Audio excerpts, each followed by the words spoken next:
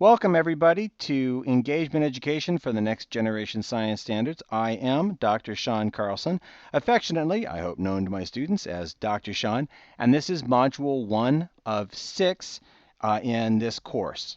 Now, I want to tell you, I am very excited about what's coming in the next couple of years now in science education. After billions of dollars spent and decades of research, we have finally assembled a fantastic set of science standards. The research was done to try to find out what was the best possible way to teach young people science and technology, and the next generation science standards represent a significant fraction of that research. They are very good. They're much better than anything we've ever had before, and they represent a revolutionary change in vision and approach to how to teach young people science and technology. Some of the changes that we're going to have to implement in the coming couple of years include a complete rethinking of what science is. Science is no longer merely a collection of facts. From now on, we have to tell students that science is essentially every single thing we know about the physical universe and how we know it. It's both facts and process.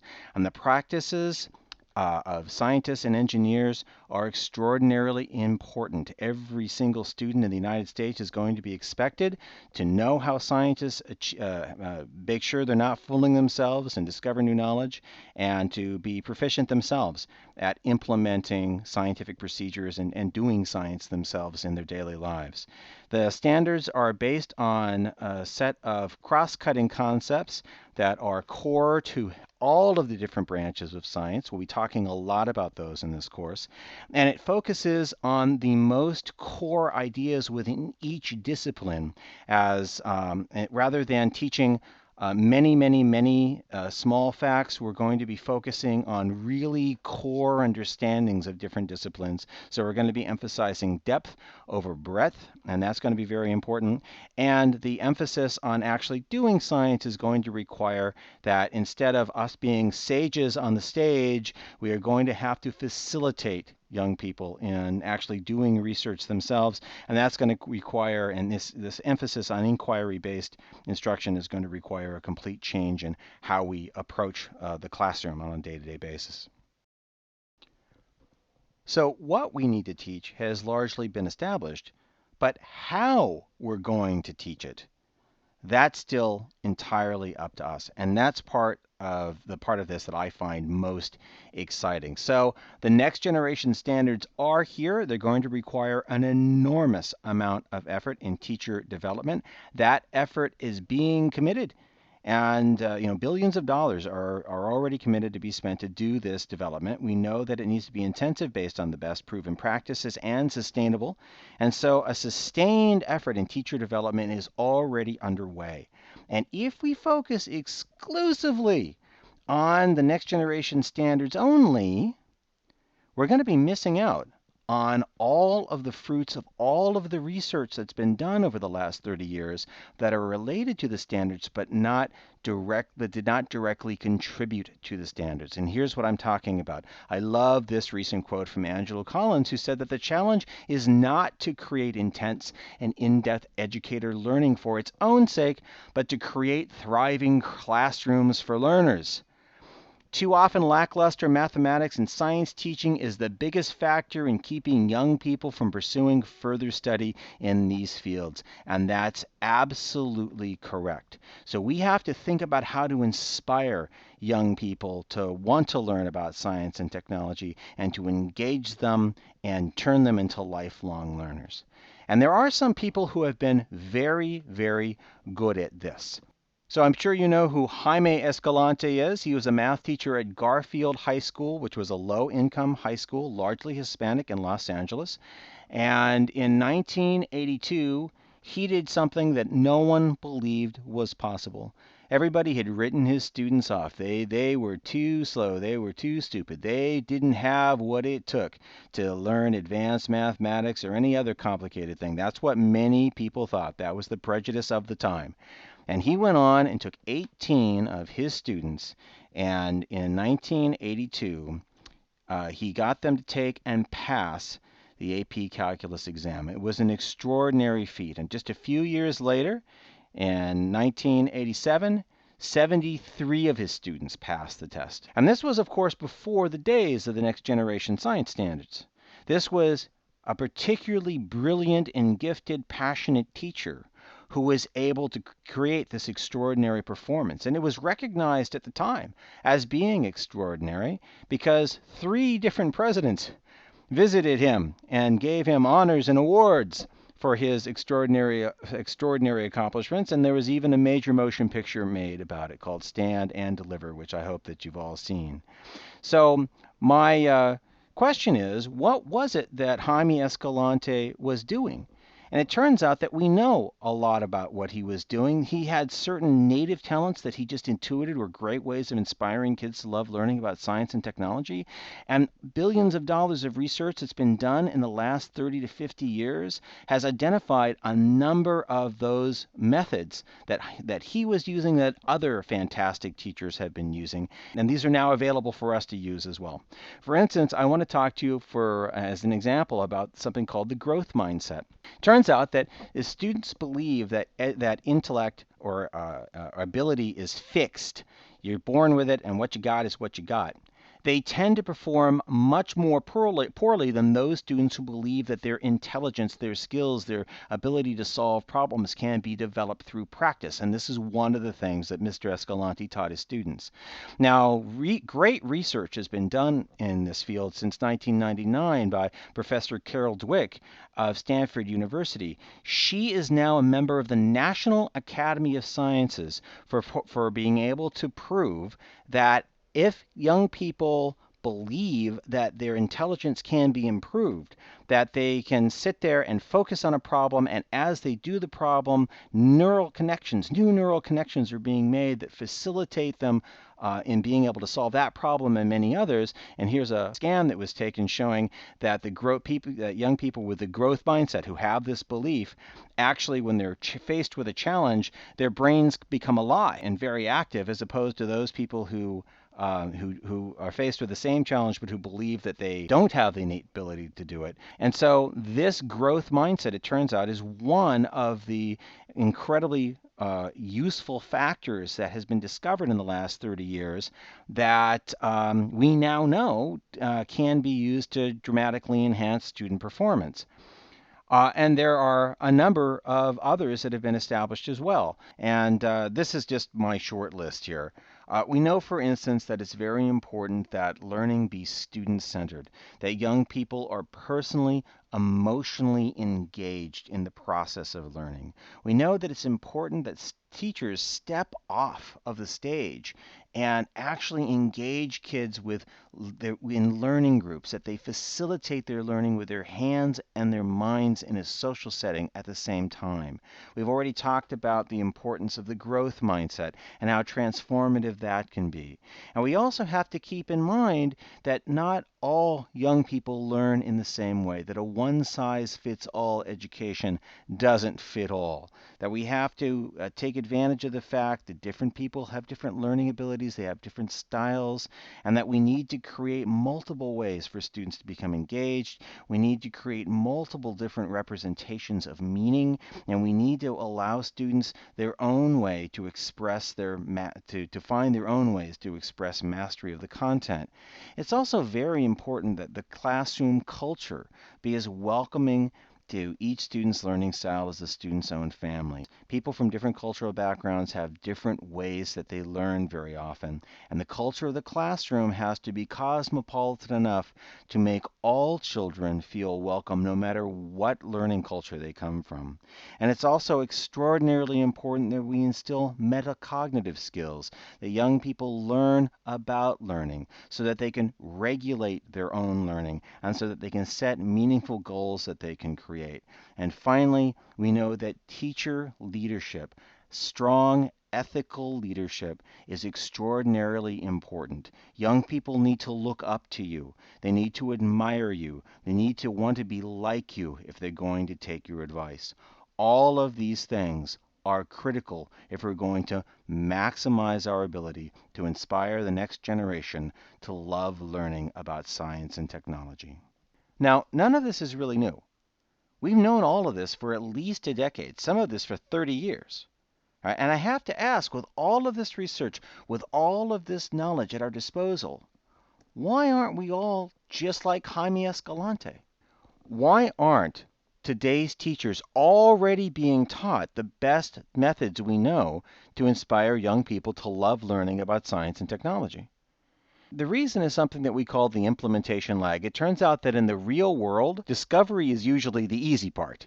But you haven't made a transformational change until you can take those great ideas that you've discovered and actually get them adopted by a greater community. And in the field of science education, that just takes decades to happen. So this massive reinvestment in teacher development that we're doing to train teachers to teach the next generation science standards is a fantastic opportunity. Because if we can implement a new pedagogical approach to teaching the next generation science standards that is as up to date with cognitive science as the standards are themselves, then we can get caught up and we can create a system of education that can be absolutely transformative. That's the vision behind engagement education. Engagement education is based on the best current research. It uses the next generation science standards themselves to get kids deeply engaged in their own learning. We try to create this as a comprehensive turnkey system that teachers can use today, immediately implement in their classroom to begin to dramatically increase the level of engagement that their students have with their content.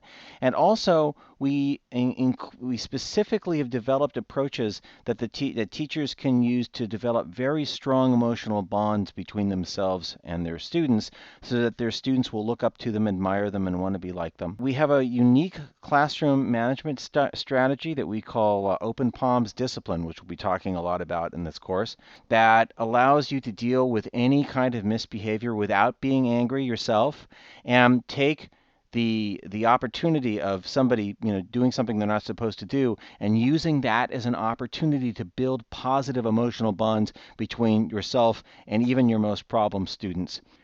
We also emphasize the teaching of metacognitive skills as well. And of course, all of this is based on the best research that's been done in all of these different fields, not to mention 10 years of direct experience we had putting all this together while we were piloting the Lab Rat Science Education Program. So let's talk about engagement. Engagement is an emotional state of mind, and there are three different kinds of engagement or spheres of engagement that we need to develop. The first is self-engagement, where the student develops a strong emotional bond between him or herself and the content that they are learning. The second is social engagement, where learners develop strong emotional bonds between themselves and their peers so that they can work in very strong self-supporting learning groups and communities. The third is custodial engagement, and this is where the learners will develop a strong emotional bond with you and with other adult caregivers in their community. Now, none of these different spheres of engagement happen by themselves. The only way you can make them happen is if you put the right structures in place, and engagement education is all about developing these three different forms of engagement separately.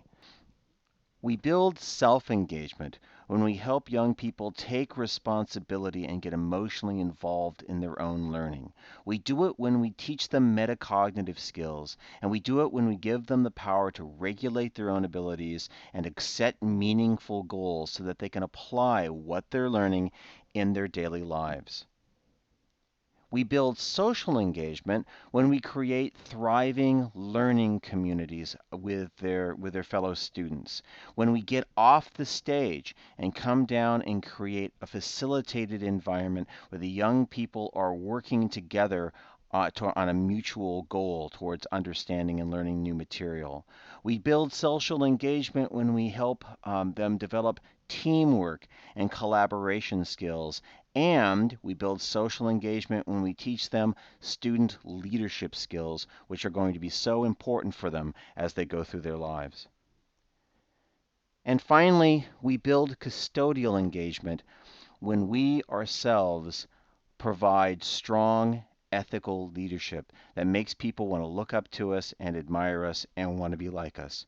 When we stop when we stop professing and start coaching and seeing ourselves more as mentors than as classical teachers. We build custodial engagement when we create a positive culture in the classroom that naturally tends to drive people to want to do better and achieve more and achieve greater success and look forward towards their future. And we build custodial engagement when we manage our classrooms mindfully, when we are present in the moment and we are observing without judgment and we don't allow ourselves to get angry or upset, but take every interaction with a child, the positive interactions and the negative interactions, and use them as an opportunity to strengthen the bond between us and every child in our classroom. Now, the remaining modules will go into great detail about how to achieve all three of these forms of engagement. But before we get there, I have to tell you what the great secret is for building all three spheres. The foundation is character development. I want to tell you a little story. When I was 14 years old, I was not going in a very good direction. My father was a Jekyll and Hyde alcoholic. He was jovial to his friends, but monstrous to his family. My mother was mentally ill, and there was just an enormous amount of violence and abuse that I was growing up around. And when I was 14, I started to withdraw inwardly from all of the activities that I was doing, and I started having thoughts of suicide and was just going in a very bad direction. But one thing saved me, and that was the fact that I was a member of a remarkable Boy Scout troop. Troop 581. Temple Beth Emmett sponsored the troop from Anaheim, California. And one day, just out of the blue, a remarkable man, my scoutmaster, Joseph Kessler, just showed up on my doorstep. And he asked my mother if she wouldn't mind if he took me away for a day. And he said, well, I'm going to go bird counting, bird watching today. We're going to take part in the annual Audubon bird count. Why don't you come with me? And I have to tell you, I knew nothing about bird watching and never done it before. And he goes, well, that doesn't matter. And he took me out. And we had just a fabulous day. And at the end of the day, as I was getting ready to get out of my car, out of his car, he stopped me and he said, Shawn, I got to tell you, I have no idea what you're going through because I've never gone through anything quite like it in my life. But I will tell you this. Childhood ends. And one day, not long from now, just 4 short years from now, you're going to be out on your own. And when you are, if you hurt someone, I don't want you to blame your parents. If you fail to achieve what you want to achieve, I don't want you to blame your parents because when that happens, you will be the person who's making the decisions that lead to that outcome. And I have to tell you, that was a great revelation for me. Personal responsibility. The idea that I didn't have to be like my parents. I could be a different person. I could choose my own future was a great revelation. And then he said, and no matter what you do, don't stop going to the Scouts. Don't give up on the Boy Scouts. Because I was withdrawing from the Boy Scouts. I was becoming less and less active. And he saw that and he took action and he said, don't stop going to the Boy Scouts because I got to tell you, we are your family away from your family. We love you. We care about you. We want only the best for you. And I'll tell you, one day, you're not going to believe me, he said, but one day you're going to be an Eagle Scout. And one day you're going to be the senior patrol leader of this troop. As I see in you great potential. I don't know what you're going to do, but I see in you the potential to do great things. And of course, I didn't believe him, but I did keep going to scouting, to the next meeting and the meeting after that, then the next camping trip and the camping trip after that. And it wasn't long before I was the senior patrol leader of that troop. And it wasn't long after that that I became an Eagle Scout. And so when my mother, who had suffered from acute mental illness, threw me out of the house when I was 16, and I was a homeless teenager, I was able to complete high school, even though I was homeless. When people approached me to try to get me into prostitution or drugs, I knew that I was better than that. I had a high ethical code that I was following, and I knew that I did not ever want to disappoint Joseph Kessler. And so, because I had that strong ethical foundation, I believed in myself, and I was able to complete high school and go on to college and do all of the things that I have accomplished. So, every single thing I've done, in part, the credit for some of that goes back to Mr. Kessler. And so I know the power of a strong ethical role model in the life of a young person. And my experience is in absolutely no way unique. That's because every major youth organization that has withstood the test of time has been founded on character development. And that's why when you ask a young person who became very successful later in life, but who started off in very poor circumstances, if you ask that person who was most influential in your early life, they are much more likely to cite a scoutmaster or a coach than a science teacher. But organizations like First Robotics are starting to change that with their commitment to gracious professionalism, their own approach to teaching character development. And there is absolutely no reason why we as science teachers can't be more like coaches and bring ethics and leadership into our own classrooms. And in fact, we have to. That's because engagement is all about creating a strong emotional bond. And so if you want your students to be deeply engaged in your classroom, you have to come up with ways to get them powerfully emotionally bonded to what's going on in your class.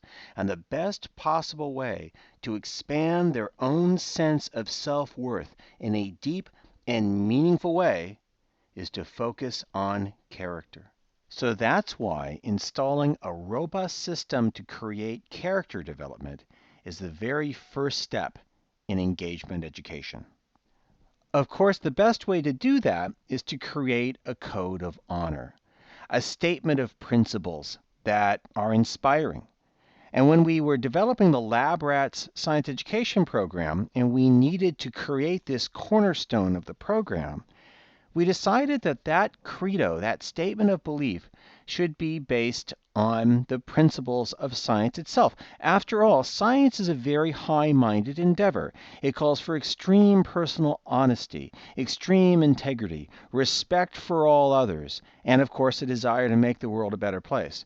So when we decided to try to create this and write this credo, I reached out to collaborate with my old scoutmaster. And after some weeks of effort, this is what we came up with. Be fair, kind, and just. Respect yourself and everyone else. Never cheat or accept the cheating of others. Think like a scientist.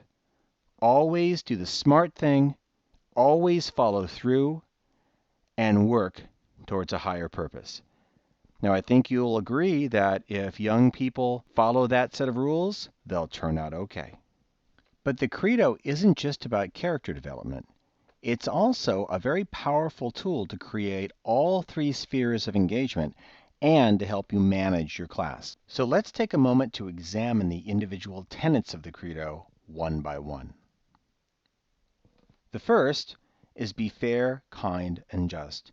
And this is a very powerful social contract to create the sorts of positive peer relationships that are essential for constructing effective learning communities in your classroom. I'll let you read the text that we give to all of our students, but here's what this principle is all about. Fairness is all about being willing to apply the rules of fair play to others, even when doing so puts us at a disadvantage. Kindness is the foundation of true and lasting friendships.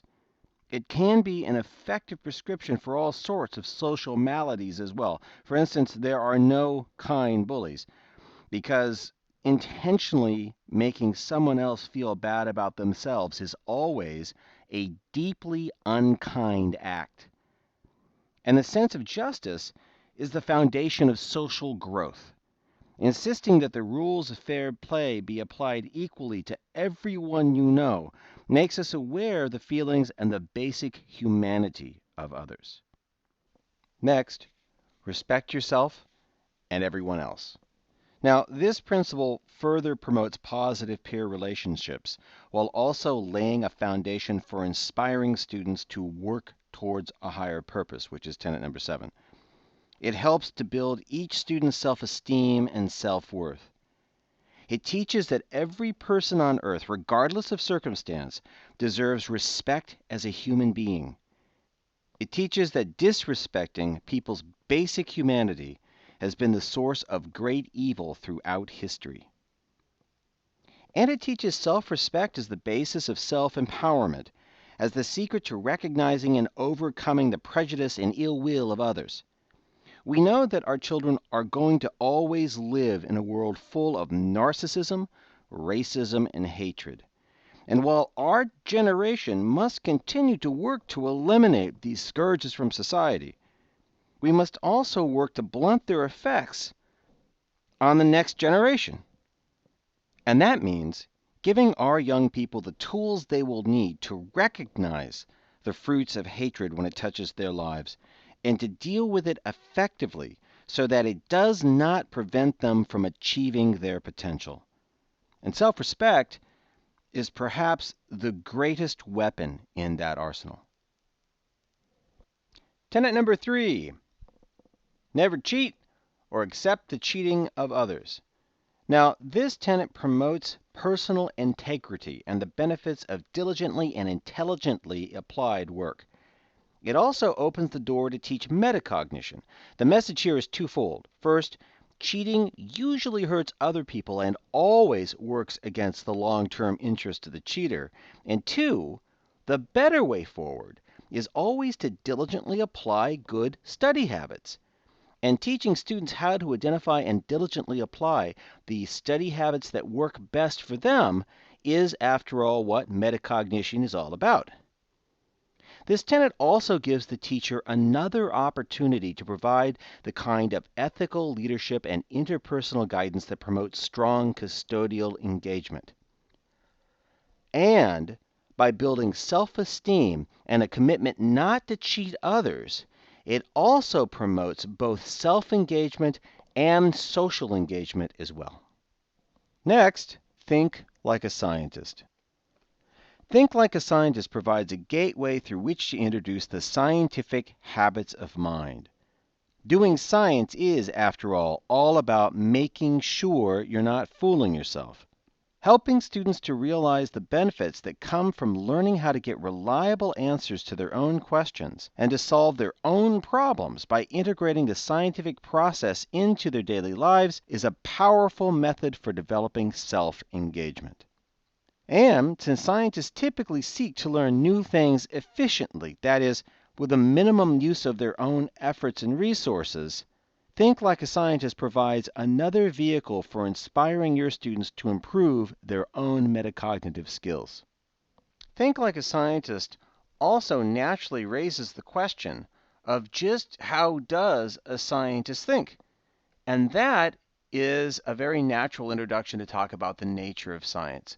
So according to the next generation science standards, we need to tell students that it's a way of knowing, it's a human endeavor, it addresses questions about the natural world, not the supernatural world, that it assumes order and consistency in the universe, that it's based on empirical evidence, that it's revisable, it's self-correcting when we discover new facts, and that it uses models, laws, and mechanisms and theories to explain natural phenomena, and that there is no such thing as the scientific method. Science advances through a variety of methods. And it's very important that we teach this directly rather than just assume didactically that students are going to get it through osmosis, which is the way we've been teaching this in the past. And so the Think Like a Scientist provides a very natural way to begin these discussions and really pound into kids exactly what science is all about. Next is always do the smart thing. Now, this tenet promotes an awareness of the consequences of one's own actions on oneself and others. By making a commitment to always do the smart thing, students accept personal responsibility for their actions. This principle can be very important in a young person's life. I know, for instance, that my life would have been much happier and richer in every way if only I had stopped to think about the consequences of my actions when I was a young man. The principle of always do the smart thing naturally promotes custodial engagement since teachers are amongst the caregivers who are ideal to help students decide just what the smart thing is when they find themselves in need of career or ethical guidance. The sixth tenet, always follow through, promotes diligence and a commitment to see tasks through to the end. It promotes self-engagement, self-regulation, and goal setting because it helps to create a classroom culture wherein assignments are expected to be done with proper diligence and to be handed in on time. It promotes social engagement because individuals follow through on their commitments to the other members of their learning groups. And it promotes both custodial engagement and metacognition since it gives the teacher the opportunity to help struggling students meet this commitment by working with them one-on-one to improve their study habits and to help them resolve whatever personal issues they may be having that adversely affect their schoolwork. Finally, tenet number 7, work towards a higher purpose. This may be the most important tenet in the Credo, and not just because it can make the world a better place, but because it lays the foundation of a rich and productive life. Research proves that people who accept an obligation to volunteer to make the world a better place actually do live happier lives. Moreover, universities and first-time employers often look more favorably on graduates with resumes that include documented histories of voluntary and enthusiastic involvement in their communities. That doesn't mean forced, quote, volunteerism to fulfill a school requirement, but an authentic commitment to working for the greater good that comes from the heart. The principle of working towards a higher purpose also has practical benefits for teachers. It promotes a positive sense of self-worth that students associate with the class. And since an education in STEM is nothing less than the power to transform the entire world with a single idea, instilling a desire to make the world a better place can be a great way to motivate students to learn as much science, technology, engineering, and mathematics as they possibly can. Okay, now don't forget to download the documents we've created to help you teach the Credo to your students so you can create a fabulous character development program in your classroom right away. You'll find them in the membership area associated with this module. Next time, we're going to show you how you can create a powerful emotional bond between yourself and every one of your students. The secrets to custodial engagement. Until then, I'm Dr. Shawn Carlson telling you to stay engaged.